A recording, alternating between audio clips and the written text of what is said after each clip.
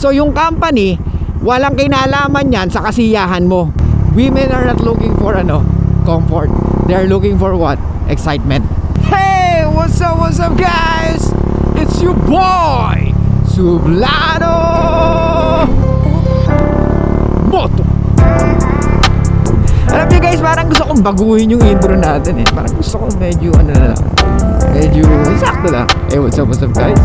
It's your boy Sublado Moto. Parang ganun lang yung gusto ko ngayon eh. What do you think? Anyway, okay. So guys, every morning I always listen to 93.9 ba yun? Kila DJ Mo, kila Alex Calleja, tsaka yung dalawang babae. So kanina, they talking about the marriage. They talking about kasi yung babae nag-cheat dun sa asawa niya. So parang umabot sila ng 30 years of marriage. Kasi naging sila at the age of 18. Kasal na silang dalawa. Pero yung babae nag-cheat. Kita nyo guys ha? Yung pagiging stable, pagiging mayaman, pagiging pogi are not enough para maging faithful lang isang babae or maging loyal lang isang babae.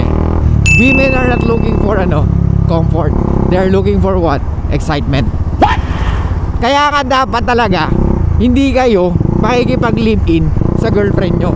What I'm trying to say here is okay lang na magkasama kayo, pero make sure na dapat mas lamang yung oras mo sa labas kesa oras mo nakasama siya. Oh yan, naku po, dami na. Ha? Ano sinasabi mo sa plano mo to? Di ba? So tandaan mo, ano yung mga sinasabi ko lagi? She needs to wonder about you. She needs to think kung ano yung mga ginagawa mo. Kailangan niya mag-wonder kung ano yung ginagawa mo. Or nasan ka na, kumain ka na ba, di ba? Kasi yun ang nagkikreate ng attraction. Yun na nagpapatibay ng interest niya sa'yo. Sasabihin nyo, that's bullshit. Dapat nga magkasama kayo para safe, para alam mo yung ginagawa niya. No, it's not. Kaya nga during COVID, maraming naghiwalay. What? Or maraming relasyon nasira because of the COVID. Kasi everyday magkasama sila. Because of work from home na trabaho, lagi na sila magkasama. Kaya lagi sila nagkakairitahan. Lagi sila nag-aaway. Yung mga iba naman na nasa relationship na dapat talaga supposedly maghiwalay na, natuloy na because of the COVID, na dating hindi nila pinag-uusapan, ngayon kailangan na nilang harapin. Gets? Kaya kayo dyan na nasa in a relationship, kung alam mo na wala nang solusyon sa relasyon nyo, it's time. Bata na naman ha, masabihin mo, grabe ka naman sa plano mo, bakit pinag-iwalay mo sila? No, ibig ko sabihin is dapat yung pag-usapan kung ano yung dapat pag-usapan. Pero kung dun papunta yun, bakit ako ba may kasalanan? Siyempre desisyon nyo yun, di ba? Anyway, yun nga. So, marriage. Guys, ano ba yung marriage sa pagkakaalam nyo? Ano ba yung definition sa inyo ng marriage? Or ano yung pagkakaintindi nyo sa marriage? Sige nga, bigyan nyo nga ako ng example sa comment nyo. So bago ko ituloy ito, para hindi kayo ma-impluwensyahan ng sasabihin ko, mag-comment muna kayo kung ano yung marriage. Tapos saka nyo ituloy itong video na to, para at least maganda yung usapan natin. Okay, marriage. Guys, marriage is a humble institution. Alam mo yung bumagsak na tulay?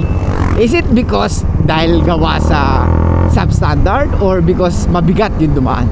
So tandaan mo, yung marriage is parang ganun yun. Hindi mo pwedeng lagyan ng kung ano-ano na bullshit mo sa buhay. Ikaw bilang babae, alam mo sa sarili mo na dapat meron kang gampanin, meron kang dapat gagawin. Sa lalaki rin na dapat ikaw hindi ka rin maging pabigat. Kaya nga nagfe-fail ang marriage is because the two of you thinking na pagkasal na kayo dapat ganito yung gawin ng partner ko, na nakakalimutan mo na meron kang duty. Guys, ang marriage is only for yung pinaka niyan, practical. Marriage is for to raise children only. Di ba? Gulat ka, ha? Is it about happiness? No, it's not. Marriage is not about happiness. It's about duty. Duty nyo na mag-raise ng mga anak nyo.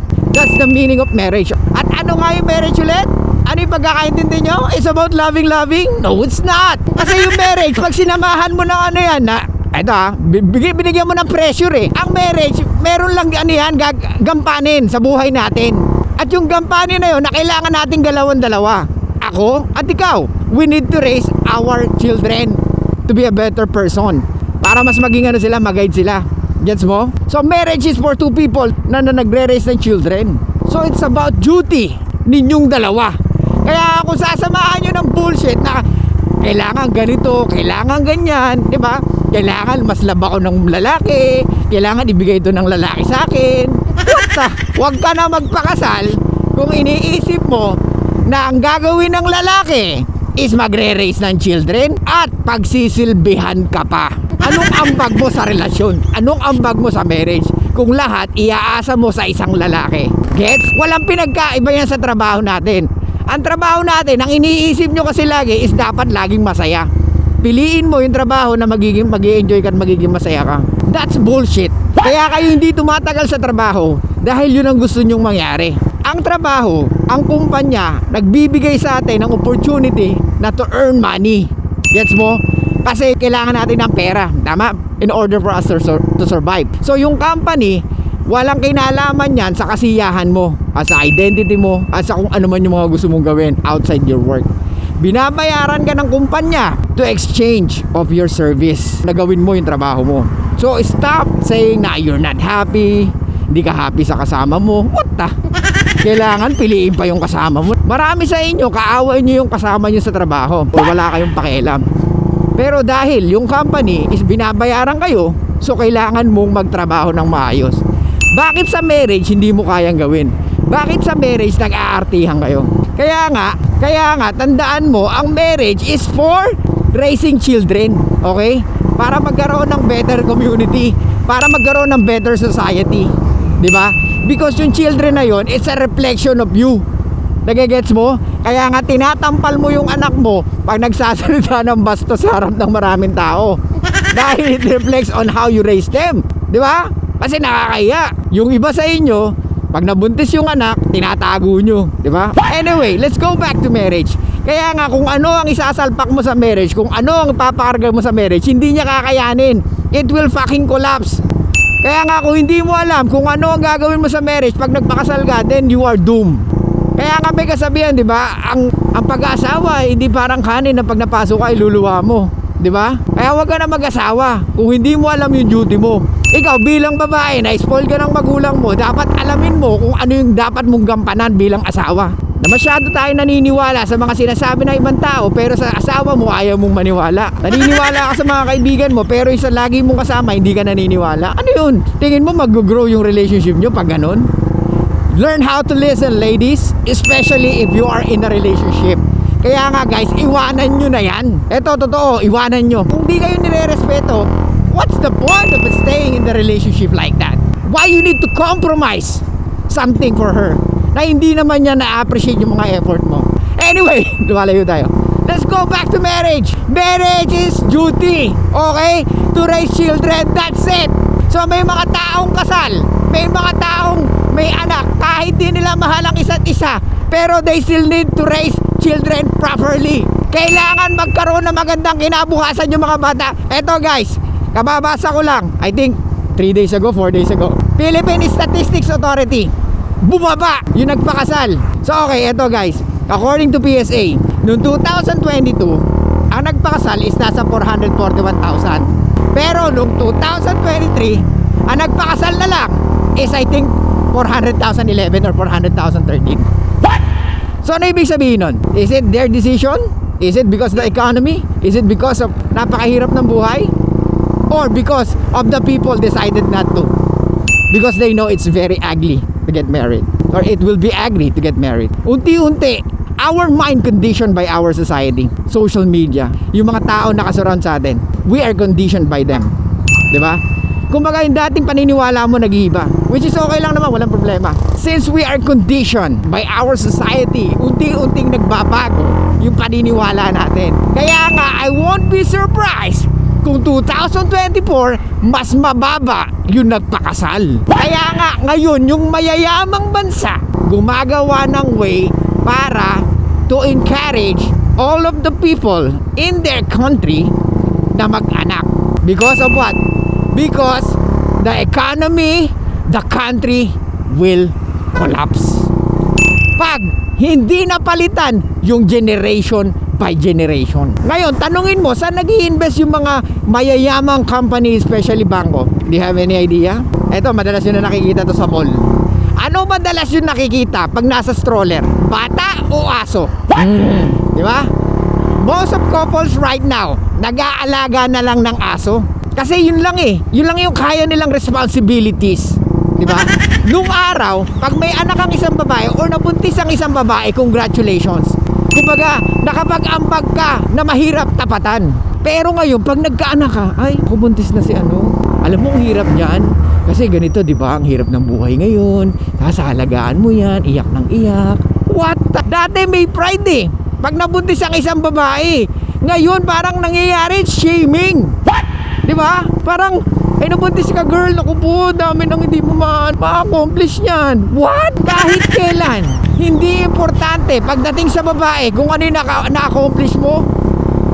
I mean to say, in the eyes of men, regardless kung anong marating mo, kung gaano karaming pera mo, because at the end of the day, you still want a guy na someone that can protect and provide for you. Hindi mo kailangan ng maraming pera, girl. Para saan? Kung naka-mindset ka naman na gusto mo pa rin ng lalaki na susuporta sa'yo. Actually, hindi nga naka-mindset yun eh. It's in your biology to find a man that can protect and provide for you. Diba? You are looking for survival value. Regardless how much money you earn. Regardless how much you have. Regardless kung gaano ka kaganda. Diba? You still want a man na nandyan sa tabi mo. Kaya nga marriage is not about you, ladies. Yeah, maybe the wedding, it's all about you. Because you want to look beautiful. You want to be like this. Gusto mo yung talagang, pag pinost mo talagang, oh, 50 years from now, pag nakita mo, di ba? Makikita ng mga anak mo, ang ganda-ganda ko nung araw, no? O, di ba? Ganyan si mami. Pero tayong mga lalaki, anong gamanin natin? Wala! Ilang kasal yun natin ang ko. Laging babae ang sentro ng wedding. Kaya nga wedding is only for women. But marriage, okay? Marriage is for both of you. It's your fucking duty na kailangan mong gampanan, na hindi mo pwedeng lagyan ng kabulsitan mo. Diba? Ikaw lalaki, hindi pwede na intindihin ng babae na wala kang trabaho. You need to find a way. Okay? Unang-una, pumirma ka. Pumirma ka, nagagampanan mo yung trabaho mo, di ba? Or yung duty mo bilang asawa. Ikaw babae, may duty ka. Eto ladies, I know lahat kayo pwedeng kumontra sa akin, especially yung mga conservative people na pinapractice yung kung gusto ko, kung ayaw ko. Ladies, it's a woman's duty to have sex with their husband kahit na sabihin mong wala ka sa mood. I know. What? That's very selfish. Kaya nga nagkaroon ng batas na pwede kang makakulong or pwede kang kasuhan, di ba? Nakalimutan ko yung batas na yun, na kahit asawa mo, hindi mo pwedeng pilitin. What? Nakikita nyo doon? Walang pakialam yung batas sa nararamdaman mo. Pag nagkasala ka, kailangan mong pagbayaran. Kaya nga ladies, tandaan nyo, make sure na dapat pangalagaan yung pagkababae nyo. Kaya nga wedding dress nyo puti, di ba? Kasi that's symbolizing purity. Kaya nga pag kinasal ka, nakaputing-puti ka. Or most of women want a white gown because it shows purity. Alright? Kung ganun ang suot mo, tapos may questionable past ka, kung hindi ka gusto ng lalaking gusto mo because of your sexual past, it's your fault. Hindi fault ng lalaki yun. Kasi unang-una, karamihan ng lalaki, yes, we want someone na talaga mag-o-open ang legs sa amin. Pero it doesn't mean makikipagrelasyon agad sila sa'yo unless nakitaan ka nila ng value na hinahanap nila sa'yo. Ladies, I'm not judging those women na nag-open ng legs agad-agad sa date pa lang. Walang problema yun, walang kaso doon. Ang problema is you already open your legs but you still entertaining other guys. What? At tapos, pag iniwan ka nung lalaki na inaakala mo mag-stay, sasabihin mo ginamit ka. Ano yun? Diba? Hindi gano'n, ladies. Once na you open your legs with a guy, regardless kung may relationship or not, make sure na dapat you make him feel exclusive. You need to be exclusive for that person. Okay? So marriage, guys, it's a duty of both men and women. So yun lang, guys. Thank you so much. I'll see you guys next time. And bye-bye.